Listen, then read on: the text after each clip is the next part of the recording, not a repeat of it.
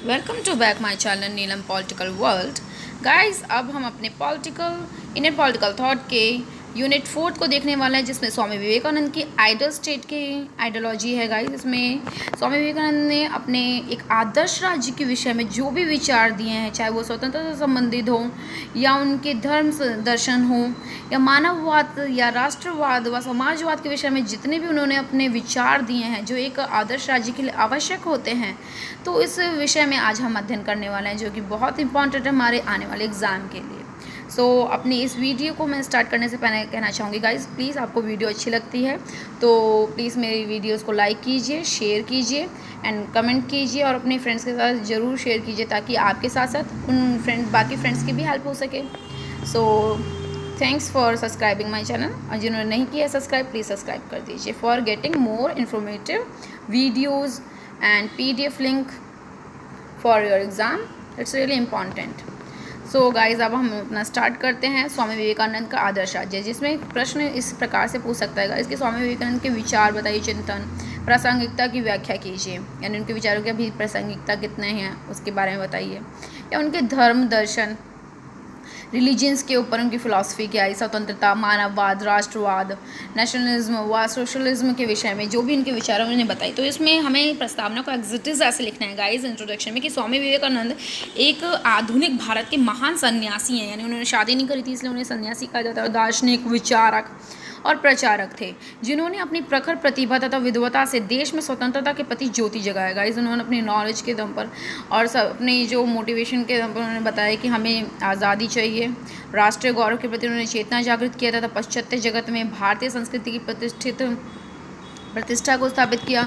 उन्होंने ब्रिटिशर्स के सामने हमारी जो प्राचीन संस्कृति है उसकी जो फेमस थिंग्स हैं सोशल, हमारी सोसाइटी की, कल्चर की, भारतीय संस्कृति की, उन सभी को उन्होंने ब्रिटिश सरकार के सामने प्रस्तुत किया। और उनका व्यक्तित्व दो प्रकार से अद्भुत था गाइस। पहला, उनकी प्रतिभा सर्वोत्मुखी थी तथा द्वितीय, उनके मन में देश में व्यापक सामाजिक, आर्थिक तथा नैतिक बुराइयों के प्रति गहरी छटपटाहट थी।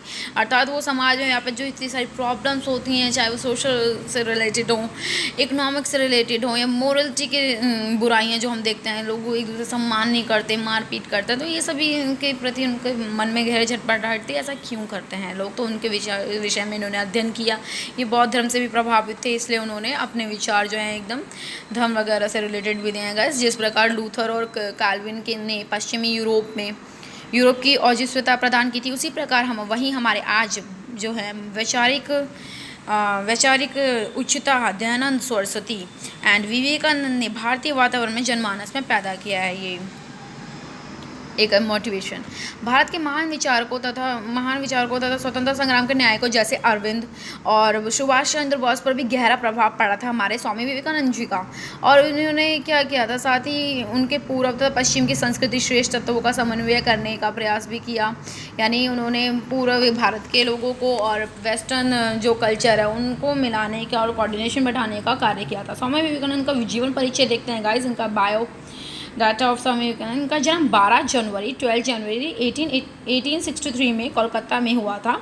उनकी मृत्यु 4 जुलाई 1902 में हुआ। 39 वर्ष की उम्र में ही हो गई थी इनकी मृत्यु। बताइएगा, इतनी कम उम्र में हमारे स्वामी विवेकानंद जी हमें छोड़ के चले गए, बड़ी ही दुख की बात है। ये बचपन का नाम उनका नरेंद्र दत्त था, वो बहुत ही अच्छे थे। नरेंद्र के नाम से जाना जाता है। उनके गुरु जो हैं गाइस रामकृष्ण परमहंस थे, और उनकी कृतियाँ यानी उन्होंने अपनी बुक्स कौन कौन सी लिखी हैं, कर्मयोग, पतंजलि के योग स्त्रोतों की टीका और भारत और उसकी समस्याएं, आधुनिक भारत, जनता जनार्दन के प्रति कर्तव्य, अधिकारवाद की बुराइयां, जातिवाद का चक्र, ये सभी पुस्तक फ्रॉम कोलंबो टू ऑलमोडा, स्वामी विवेकानंद ने ये सभी पुस्तकें लिखी। और साथ में भारत के बहुत बड़े दार्शनिक और विचारक रहे हैं ये। इनके दार्शनिक एवं आध्यात्मिक चिंतन, इन्होंने जो अपनी फ़िलासफ़ी दी है वो थोड़ा रिलीजन्स पे भी है, आध्यात्मिक है, वो दर्शन में बिलीव करता है, आध्यात्मिक जिसकी प्रधानता धर्म तथा दर्शन में रुचि थी, इनकी इंटरेस्ट था। इनका चिंतन का मूल वेदांत की शिक्षाएं थी। उन्होंने वेदांत एक धर्म के रूप में माना जाता है गाइस, जिनके उन्होंने शिक्षाओं को समझा। राजा राम मोहन राय ने भी वेदांत की शिक्षाएं दी थी, जिसके संदर्भ में वेदांत दर्शन को व्यवहारिक रूप देने का प्रयास भी किया। उन्होंने ट्राई करा और अच्छे से इम्प्लीमेंटेशन करने का। वह अद्वैत वेदांत के संदेशवाहक तथा महान समन्वयवादी थे, यानी उन्होंने वेदांत में भी 2 प्रकार के हो गए थे गाइस, तो उसमें उन्होंने समन्वय करने का, कोऑर्डिनेशन बैठाने का कार्य किया। वह वेदांत के आधार पर एक ऐसे दर्शन का विकास करना चाहते थे जो कि समाज के समस्त संघर्षों को दूर करके, यानी ये चाहते हैं कि समाज में जितनी भी प्रॉब्लम्स हैं, जितने भी लड़ाई झगड़ा संघर्ष है, उसको दूर करके हम मानव जाति को बहुमुखी संपूर्णता के स्तर पर पहुंचाना चाहते थे। वेदांत का आधार गाइस देखते हैं, मानव की वास्तविक प्रकृति ईश्वरीय है। वेदांत किस में बिलीव करता है कि मानव जो है, ह्यूमन बीइंग जो है, वो प्रकृति नेचर नहीं बनाया, उसे भगवान ने बनाया है। जीवन का लक्ष्य ईश्वरीय प्रकृति की अनुभूति करना है। लोगों का लक्ष्य क्या होता है कि हमें जीवन का लक्ष्य होता है, हमें परमात्मा को जानना है, उनकी प्रकृति को जानना है, उन्हें महसूस करना है। एंड थर्ड इज समस्त धर्मों का मूल लक्ष्य समान है। यानी देखा जाए तो चाहे कोई भी धर्म हो, चाहे हिंदू धर्म हो, मुस्लिम धर्म हो, ईसाई, जितने भी हम लोगों ने धर्म देखते हैं अपने सोसाइटी में, सभी का मूल एक ही उद्देश्य होता है, समानता का व्यवहार करना या परमात्मा के आस्था करना, सभी के साथ अच्छा व्यवहार करना। तो उनका मूल लक्ष्य जो है समान, इक्वलिटी ही देखा जाता है, डिफरेंट नहीं होता कोई भी धर्म, बस नाम में डिफरेंसेस आ जाते हैं। तो वेदांत दर्शन के अंतर्गत ये प्रतिपादन किया गया है कि वह उस ईश्वर में विश्वास नहीं करता जो मृत्यु के बाद स्वर्ग में सुख दे सकता है। अर्थात जो कहते हैं ना हिंदू धर्म में कि हाँ, मृत्यु के बाद आप को स्वर्ग में सुख मिलेगा, किंतु जीवित व्यक्ति को जो रोटी नहीं उपलब्ध करा सकता, उसमें कहते हैं कि हम उस भगवान विश्वास नहीं करते जो हमें यहाँ पे तो दुख कष्ट दे रहा है, और हमें कहा जाता है लोगों के द्वारा कि स्वर्ग में आपको सुख ही मिलेगा। तो ये गलत बात है, इसमें वो विश्वास नहीं करता वेदांत। उनके अनुसार एक वाक्य में वेदांत का अर्थ है मनुष्य के सच्चे स्वरूप को जानना।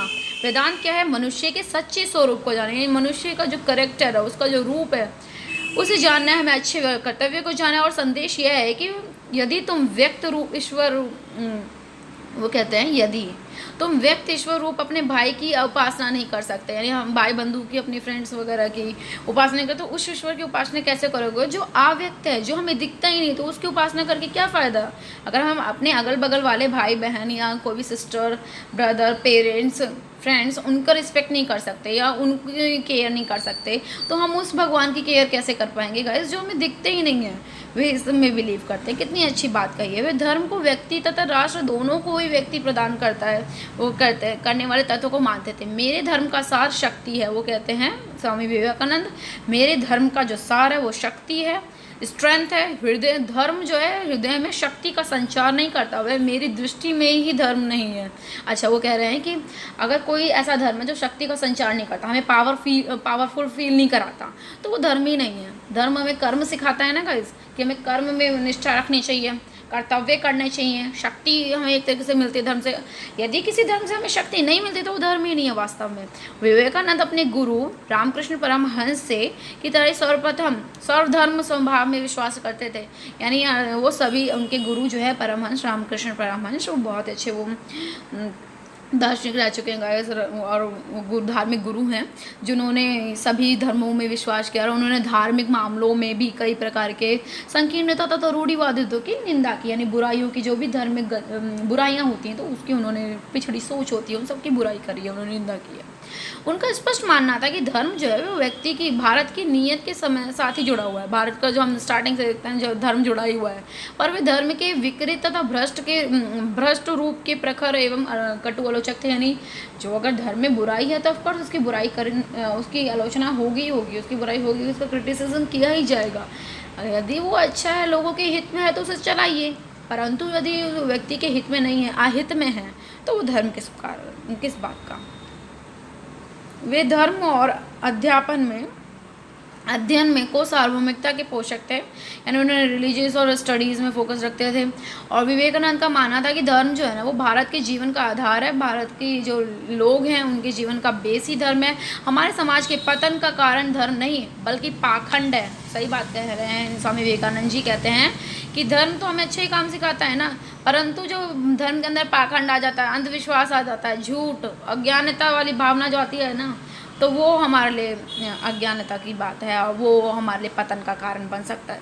परंतु यह भी विचार था कि जब तक लोगों के दुख दर्द और गरीबी को दूर नहीं किया जाता, तब तक उन्हें धर्म का उपदेश देना भी व्यर्थ है ना। क्योंकि अगर लोगों को हम लेक्चर दे रहे हैं बस केवल, और उन्हें गरीबी में जीना पड़ रहा है, तो वो दुख में ही जिएंगे। तो उसके दुख को दूर करना चाहिए। शिकागो के सर्व धर्म सम्मेलन 1893 में जहां अन्य वक्ता अपने अपने धर्म के गुणों का बखान कर रहे थे, तो उसी समय हमारे स्वामी विवेकानंद जी भी शिकागो पहुंचे हुए थे। बड़ी दृढ़ संकल्पनाओं के साथ हो गए थे और पहली बार उन्होंने इतने बड़े मंच पर भारत के धर्म के बारे में बताया। बहुत ही कठिन परिस्थितियों में गए वो वहाँ तक पहुँचे थे और उन्हें पैदल यात्रा भी बहुत ज़्यादा करी थी। वो भी ज़्यादा अमीर नहीं थे, बिल्कुल भी अमीर नहीं थे देखा जाए तो। उन्होंने अध्यापन में बिलीव रखा और उन्होंने बहुत ही ज़्यादा संघर्ष से अपना जीवन यापन करा, साथ में अपने धर्म का, हमारे भारत देश धर्म का शिकागो में जाकर उन्होंने बखान किया कर रहे थे कि वहाँ विवेकानंद ने भी अनोखा विचार रखा कि सभी धर्म समान हैं, ऑल रिलीजियस आर इक्वल, क्योंकि सभी धर्मों का अंतिम लक्ष्य एक समान है ना। सभी धर्मों का जो एम है वो एक समान है। सभी धर्म ईश्वर के प्रति आस्था जगाते हैं, अतः मनुष्य को अपने धर्म का पालन करते हुए अन्य धर्मावलंबियों के प्रति आदर सम्मान का भाव रखना चाहिए। इतनी अच्छी थॉट दी हमारे स्वामी विवेकानंद ने। उन्होंने कहा है कि हमें सभी का धर्म को इक्वल मानना चाहिए और साथ ही अपने धर्म को फॉलो करते वक्त हमें दूसरे के धर्म की आलोचना नहीं करनी चाहिए, क्योंकि सभी धर्म इक्वल है, तो सभी के धर्म का रिस्पेक्ट करना चाहिए हमें। भारत की गरीबी पर ध्यान आकर्षित कराते हुए उन्होंने कहा कि यह संपूर्ण मानवता की चिंता का विषय है। हाँ, हर कोई व्यक्ति इस पर चिंतित है कि कब तक ये गरीबी को सहा जाए, है ना। गरीबी को मिटाने के लिए हर एक व्यक्ति के मुंह पे ये प्रश्न रहता है कि आखिर कब तक ये गरीबी हटेगी। उस पर ध्यान आकर्षित होता है कि अपनी आध्यात्मिक परंपरा की दृष्टि से भारत जितना संपन्न है ना, हमारे जो हम धर्म के मामलों में देखें, नॉलेज की बातों में देखें या विचारों में देखें, तो भारत हमारा बहुत संपन्न है, परंतु भौतिक समृद्धि की दृष्टि से उतना विपन्न नहीं है। जबकि पश्चिमी में इसके उलट है स्थिति, यानी पश्चिमी लोग अमीर तो हैं, रिच हैं, बट उनमें संस्कार नहीं है, उनमें इतना व्यवहार नहीं है। हम देख सकते हैं उनमें धर्म की कमी है देखा जाए तो इस प्रकार से हम धर्म को समझ सकते हैं, धर्म की अच्छाइयों को, परंतु पखंडों और कुरीतियों को हमें हटा देना चाहिए धर्म से। गाइस, अब विवेकानंद के मानववाद पे विचार देखते हैं। वह सन्यासी दार्शनिक के नाते वो एक सन्यासी थे, मतलब उन्होंने कभी विवाह नहीं किया, एक फिलोसोफर थे और एक चिंतक थिंक कर रहे हैं। विवेकानंद का मुख्य सरोकार परम सत्य से था, यानी सब पूरा सत्य क्या है उसमें जानने से वो बिलीव करते थे। उन्होंने घोषणा किया कि धरती का मानव समुदाय ही, जो मानव है, जो ह्यूमन बींग्स हैं हमारे चारों ओर, वही ईश्वर के अस्तित्व का प्रतिनिधित्व करते हैं, है ना। हम ही तो हैं, तभी हमें पता चलता है कि हाँ कोई भगवान है जिसने हमें यहाँ पे भेजा है, हम रिप्रेजेंट करते हैं भगवान को। इसलिए यदि कोई ईश्वर की सेवा करना चाहता है तो उसे मानव सेवा करनी चाहिए। अगर रियल में आप भगवान के सेवा करना चाहते हैं, क्योंकि भगवान तो हमें दिखते नहीं है, तो जो हमें दिख रहा है, जो हमारे पेरेंट्स हैं या हमारी सोसाइटी में गरीब लोग हैं, मजदूर हैं, हमें उनकी सेवा करनी चाहिए। तो उससे मानव सेवा जो करेंगे ना, वही ईश्वर की असली सेवा कहलाएगी। दीन दुखी, असहाय, पीड़ित मानववाद की सेवा करना ही सच्ची ईश्वर की सेवा है। इसलिए इसके संबंध में उन्होंने दरिद्र नारायण की संकल्पना दी, यानी दरिद्र गरीबों को ही नारायण भगवान समझो और उनकी सेवा कीजिए, तभी भगवान को असलियत में आप जान पाएंगे। अर्थात दरिद्र या दीन को नारायण मानकर सेवा करने से ही ईश्वर का साक्षात्कार किया जा सकता है, उन्हें देखा जा सकता है हमारे द्वारा। विवेकानंद ने इस प्रकार मानववाद के आध्यात्मिक आधार को मान्यता प्रस्तुत की है। गाइस, उन्होंने आध्यात्मिक में बिलीव किया और हिंदू धर्म में जाति पाति जो भी वर्ण व्यवस्था को कोई अनावश्यक रूप से कठोर बढ़ा दिया गया था, तो उन्होंने सभी की आध्यात्मिक समानता की बात की। और जो वर्ण व्यवस्था में ज़्यादा बिलीव नहीं करते थे वैसे, क्योंकि वो कठोर था, और तभी उन्होंने संपूर्ण राष्ट्र का भी उत्थान और विकास का संभव हो पाएगा जब उन्होंने कहा यदि हम सभी आध्यात्मिक समानता की बात करेंगे, सभी लोग समान तरीके से धर्म में बिलीव करेंगे, कोई ऊंच नीच छुआछूत जैसी भावना को नहीं देखेंगे और सभी के साथ संभावना भाव करेंगे, तभी हम राष्ट्र का उत्थान कर पाएंगे, पूरे देश का उत्थान कर पाएंगे। अब अस्पृश्यता पर विवेकानंद के विचार देखिए गाइस। छुआछूत पे विवेकानंद ने अस्पृश्यता का विरोध किया। ऑफकोर्स करना ही चाहिए, अस्पृश्यता है, छुआछूत है, छुआछूत का विरोध किया उन्होंने। अस्पृश्यता हिंदू समाज के पतनोमुखी दौर की कुव्यवस्था थी। उन्होंने कहा कि इसी वजह से हिंदू धर्म के देखा जाए तो पतन की ओर जा रहा था, जिसमें समाज के एक बड़े हिस्से से नीची जाति को मानकर स्वर्ण हिंदुओं के शरीर या उनकी वस्तु को छूने का अधिकार ही नहीं था कि हाँ तुम टच कर दोगे तो हमारा अछूत हो जाएगा, इस तरीके से माना जाता था लोगों के द्वारा। छोटी जाति के लोगों के द्वारा, चाहे शूद्र हों या उनसे भी नीचे चंडाल वगैरह लोग जो है, गाइस हमने 12th क्लास में अपना पढ़ा था, उनके साथ कितने बुरे तरीके से व्यवहार किया जाता था, अस्पृश्यता, भेदभाव होता था। उन्हें सार्वजनिक स्थानों, कुओं, भोजन आदि से भी वंचित किया गया था, बल्कि उन्हें भगवान कि मंदिर में भी प्रवेश करने का अधिकार नहीं था। उन्होंने भारत में व्यापक अस्पृश्यता और रूढ़िवादिता पर कटु आलोचना प्रहार किया और उन्होंने यह भी कहा है कि हमारा ईश्वर इतना तुच्छहीन नहीं हो गया कि वह किसी के छूने से अपवित्र हो जाएगा। सही बात है, हमारा भगवान इतना कमज़ोर थोड़ी नहीं है, ना इतना वो तुच्छ है, छोटा है कि वो किसी के छूने से अपवित्र हो जाएगा भगवान। शिक्षा पर विवेकानंद के विचार देखिए गाइस, उनका मानना था कि भारत की जो दयनीय स्थिति है ना, उसका मूल कारण शिक्षा की कमी ही है। ऑफकोर्स एजुकेशन की कमी के कारण ही हमारा जो इंडिया अभी तक डेवलपमेंट नहीं हो पाया पूरी तरीके से, डेवलपिंग की कंट्री है। उन्होंने समाज के सभी व्यक्तियों को शिक्षा तथा ज्ञान अर्जन करने के लिए समान अवसर उपलब्ध कराने की बात कही है। सभी, चाहे वो कोई भी वर्ग हो, जाति हो, धर्म हो, इनसे ना मानकर हमें बढ़कर सभी मानवतावाद को, सभी लोगों को शिक्षा पहुंचानी चाहिए, उसकी बात कही। साथ ही उन्होंने यह भी तर्क दिया है कि यदि हम ब्राह्मण अपने आप को मेधावी समझता ही रहेगा और शूद्र को जड़ बुद्धि मानता है, तो शूद्रों के लिए शिक्षा की आवश्यकता तो और बढ़ जाती है। अगर शूद्र लोग कमज़ोर हैं तो कमज़ोरों को तो और आवश्यकता है ना, और चीज़ों की आवश्यकता होती है, तो उन्हें तो बहुत अच्छे से हमें एजुकेशन देनी चाहिए, ऐसे कह रहे हैं। यदि ब्राह्मण के लिए एक शिक्षक की ज़रूरत है तो शूद्र के लिए 10 शिक्षकों की व्यवस्था होनी चाहिए, ऐसा बोला है हमारे स्वामी विवेकानंद जी ने। बहुत अच्छा जवाब। राष्ट्रवाद और धार्मिक सिद्धांत देख लेते हैं गाइस। उनका राष्ट्रवाद पे क्या, नेशनलिज्म और रिलीजियस के ऊपर कॉन्सेप्ट है। जिस प्रकार संगीत में एक प्रमुख स्वर होता है, स्वामी विवेकानंद जी कहते हैं, जिस प्रकार संगीत म्यूजिक में एक प्रमुख स्वर होता है, ठीक उसी प्रकार राष्ट्र के जीवन में एक प्रधान तत्व हुआ करता है। राष्ट्र के जीवन में प्रधान अन्य सभी तत्व उसी में केंद्रित हुआ करते हैं। जैसे लाइक भारत का तत्व है, देखा जाए धर्म, भारत का धर्म क्या है, एक स्वर की तरह है और सारे उसके केंद्रित वर्ड है ये धर्म। धर्म राष्ट्र के जीवन का आधार है। धर्म जो हमारे पूरे देश के राष्ट्र का जीवन का आधार है। सामाजिक मतांतर और पुरानी योग पंथियाँ धर्म ही नहीं है। समाज सुधार, वर्ग के जो समाज में सुधार हुए हैं, चेंजेस हुए हैं, धर्म के माध्यम से ही किए जाने चाहिए। लाइक हम देखते हैं बौद्ध धर्म, हिंदू धर्म में जब कुरीतियाँ आ गई थी तो बौद्ध धर्म ने किस प्रकार से उन्हें शांत करने के लिए या उन्हें हटाने के लिए अपने नए विचार दिए। तो इस प्रकार समाज में सुधार किया जा सकता है इनके द्वारा, है ना। और उन्होंने देशवासियों से कहा, निर्भीक बनो, साहसी बनो, एकदम बिना डरे वाले बनो, शक्तिशाली बनो, इस बात पर गर्व करो कि तुम भारतीय हो। उन्होंने इस बात का भी आह्वान किया कि मैं भारतीय हूँ और प्रत्येक भारतीय मेरा भाई है ना। All Indians are my brother. भारतीय मेरा जीवन है, भारत का कल्याण मेरा कल्याण है। ऐसे ही हमें बिलीव करना चाहिए, तभी हमारा भारत का कल्याण हो पाएगा गाइस, है ना। अगर मैं कल्याण होऊंगा तो मेरा भारत का कल्याण है, भारत का कल्याण है तो मेरा कल्याण है। इस प्रकार विवेकानंद ने राष्ट्रवाद को नए स्वरूप में प्रस्तुत किया, एकदम न्यू ट्रेंडिंग लैंग्वेज में। अब स्वतंत्रता के महत्व के बारे में क्या बताया उन्होंने, स्वामी विवेकानंद जी ने। उन्होंने कहा, स्वामी विवेकानंद जी ने स्वतंत्रता के दृष्टिकोण को बहुत ही व्यापक था उनका। उन्होंने कहा कि संपूर्ण विश्व अपनी अनवरत गति को द्वारा, जो गति इतनी तेज़ी से चल रही है, मुख्यतः स्वतंत्रता की खोज कर रहा है, कि लिबर्टी की खोज करने में लगे हैं हम सभी लोग। उनके अनुसार जीवन में सुख और समृद्धि की मात्र शर्त चिंतन हमारे थॉट्स और कार्य में स्वतंत्रता से है। यह हमें सभी कार्यों की स्वतंत्रता होनी चाहिए, तभी तो हम डेवलपमेंट कर पाएंगे, सुख रह पाएंगे, खुशी रह पाएंगे। जिस क्षेत्र में स्वतंत्रता नहीं है उस क्षेत्र में मनुष्य जाति और राष्ट्र का पतन हो जाता है। जहाँ पे लोगों को स्वतंत्रता नहीं होती, लाइक देख सकते हैं हम तानाशाही वर्ग में, जहाँ पे लोगों को बिल्कुल स्वतंत्रता नहीं होती, ना बोलने की, ना घूमने की, ना फिरने की, ना ही अपने कार्य करने की, तो वहाँ पे क्या होता है, मनुष्य जाति का पतन हो जाता है, राष्ट्र का पतन हो जाता है, देश ही खत्म हो जाता है एक तरीके से देखा जाए तो।